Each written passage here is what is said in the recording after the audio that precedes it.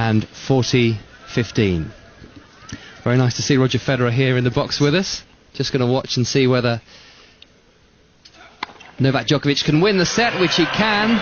See, the great champions have timing, don't they? Both Federer and Djokovic realising that it would be a good time to close out the set so that we can have a few words here with Roger after his 6-3, 6-1 victory of Alex Dolgopolov earlier. Very nice to see you here, Roger. Thank you. And well done on how things are going. It looks effortless again, but I know that doesn't really do justice to the enormous amount of hard work you put in at the end of last season and the start of 2014.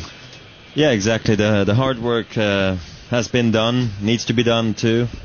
So when you come out on the court, it's about serving well, returning well. It's about those explosive moments and just sort of focusing, after a match like this. Clearly you're not tired. It's more of a mental effort, really. But it's good to have the reserve tank in case you need to go 3 sets or more or play every day, because there's been a lot of tennis here this week for me. Singles, doubles, heat, now wins. So it's been an interesting tournament for me, and I've really enjoyed it so far. It must be a great feeling, the way you're playing right now, after the troubles with the back in particular last year. Yeah, it's just nice getting over it. I explained it in the press before. It's just nice going to bed at night, not having to hope that I feel better the next day, and then waking up the next day and actually not feeling any improvement sometimes. It's very frustrating, but I think every athlete has gone through that, and it was my time last year to experience that. So thankfully I found a way to get out of it. It was a lot of I don't want to say rehab, but just like back exercises, core exercises, and now I can just actually enjoy myself on the court again. And I'm surprised that the results came back as quick as they did.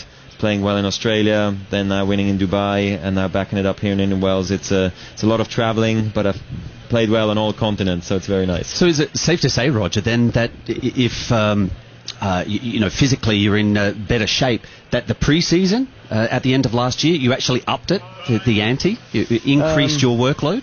I have to be careful I don't overdo it. I'm happy to work extremely hard, don't get me wrong, but I am not 23 anymore where you can just go, or let's just go till you're tired.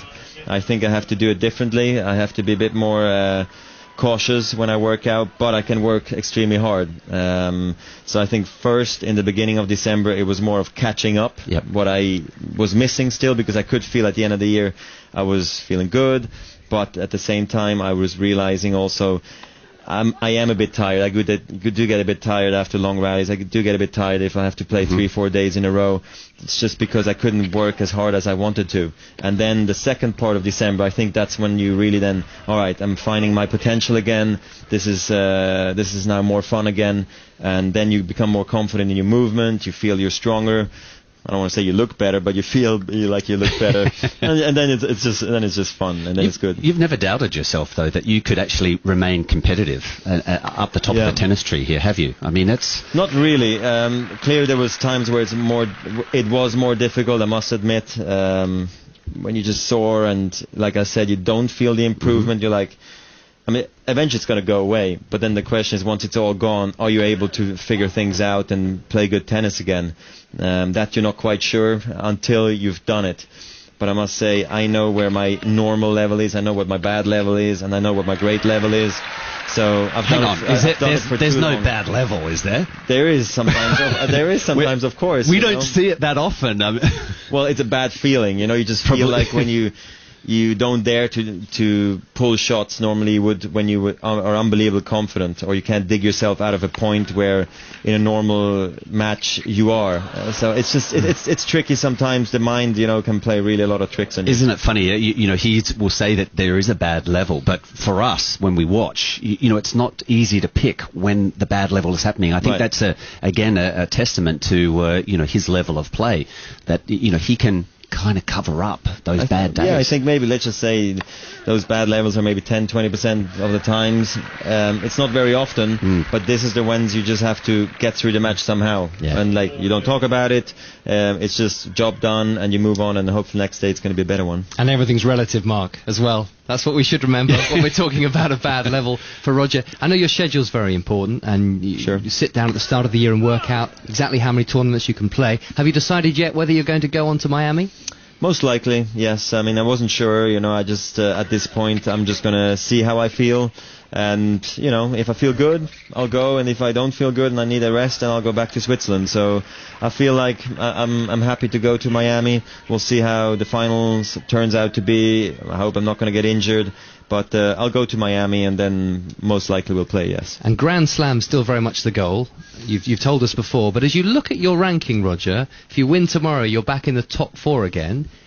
Are you thinking world number 1 ranking is a possibility again?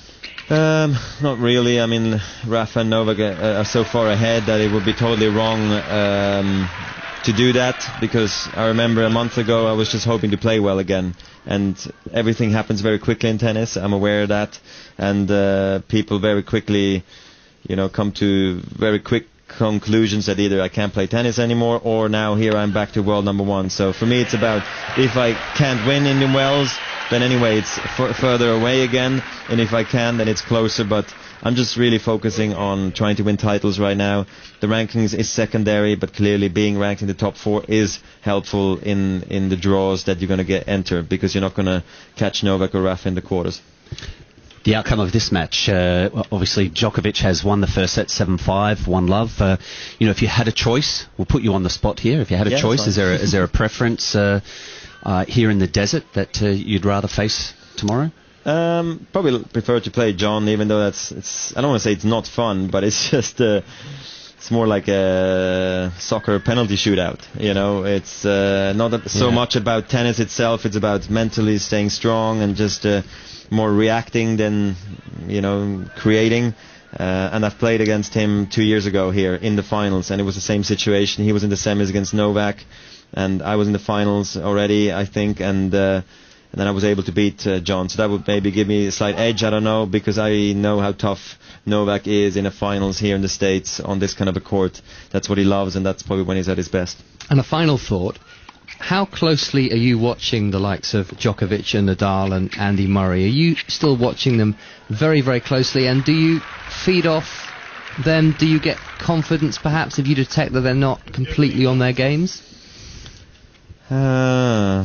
I think I was doing that more before, and when I was younger. Now I'm really just focused on myself, that I keep doing my exercise, I train hard, I enjoy myself, and I try to play good tennis. And then I watch it more as a fan, and then would I watch today more as a opponent for tomorrow? A little bit, but I don't think I'm going to find a whole lot out of this match here today, so I'll just watch a little bit, and if something strikes me, I'll remind myself tomorrow about it. But I think at this point I can go with my strength and play with how I think I need to play, and then hopefully I can make the opponent adjust to me rather than me having to adjust to them too much. That's something I did way too often last year. It's almost had to do it, and this way it's just much more difficult to win, I must say. Are you going to ask Stefan to fly back in? He finished 2 days ago in Stockholm in the seniors. You're going to ask him to fly back in here to see the final? No, he's not going to come for the final. No, that's okay. He did well last week. Did you get to watch him? No, but I heard he won against Henri Lecomte and against Mats Wilander, right? And then he lost to Thomas Enquist, yeah. I mean, I think Thomas could still play on tour, basically. He could. Yeah, there's a big age difference there. There he is, exactly. So he took advantage of that, Thomas. He's in good form. He's been practicing with you, so... Yeah, exactly. Great job. Stefan enjoyed going there, I think. He would have liked to stay here as well, but he's a man of his word, and he gave his word to play in that Legends tournament in Stockholm. So I think at the end everybody was happy he went. Roger, thank you very much for your time. I know everybody wants a piece of you after every single match you play, so we do appreciate it. Thanks for joining us here on the BBC. Thank you, guys. And best of luck tomorrow against either John Isner or Novak Djokovic. First game of the second set to Isner, and here's Djokovic serving at 40-30, having taken the first set by 7-5. No requirement for a tiebreak in that first set. Djokovic serves, really well directed. Isner can't reach it, and Djokovic holds, and we are level at 1 game. Was that part of his own medicine there? Djokovic just taking some pace off, kicking it up wide to John Isner, who struggled to return it. So, not bad. Leaf out of his own book. That's turning the tables is fun, isn't it? It is. You have the ability to do it. It is, certainly. 1 game all. We're having a selfie taken here, aren't we? By Mr. Roger Federer. It's been requested, not from my side. Surely it's one for the family album, Roger. Is it a video or a photo? It's a photo. It's a photo. Got to press the button though, Russell. You push that one. That's There it. we go. It was a timer. It's a There we go. flash phone. Got it here. Thank you, Roger. See you soon. Bye-bye, no problem. So there we go. I think it's one for the Steve Jones family album.